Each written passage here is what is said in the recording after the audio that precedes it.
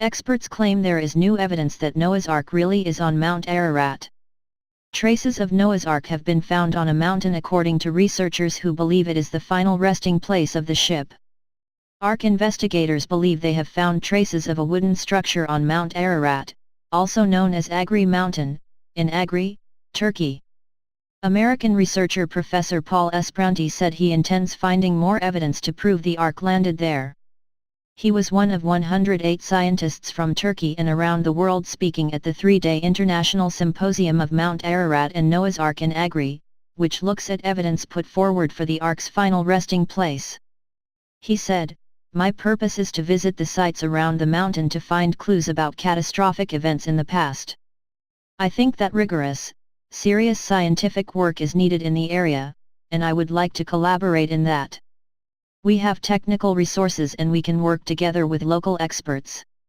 The result of my findings will be published in books, publications and journals, but at this point it is too early to know what we are going to find. Once the scientific community knows about the existence of Noah's Ark in Mount Ararat, we can make it available to the general public." Istanbul University professor Dr. Oktay Belli said, "Noah's Ark, the flood is not a myth but a real incident mentioned in all holy books. According to Genesis 8:4, the Ark landed on the mountains of Ararat on the 150th day of the Great Flood." Dr. Andrew Snelling wrote on answersingenesis.org, "Several teams have continued searching for the real Arkansas. Most of them have focused on Mount Ararat in northeastern Turkey, where eyewitness accounts of a wooden structure have spurred interest for centuries.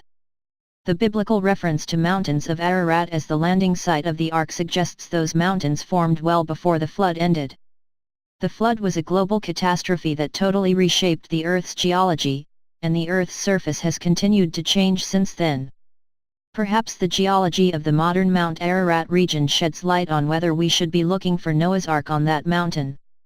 Dr. Snelling is not convinced it is the right location. He added, "The volcano now called Mount Ararat did not grow until well after the ocean flood waters had retreated. Furthermore, the lavas and ash layers of Mount Ararat date to the time of the post-flood ice age. This is consistent with Mount Ararat being built after the flood on top of a dry plateau. Mount Ararat is thus a post-flood volcano, which continued to erupt, most recently less than 200 years ago. Thus, from my perspective as a biblical geologist, I do not expect to find Noah's Ark on Mount Ararat.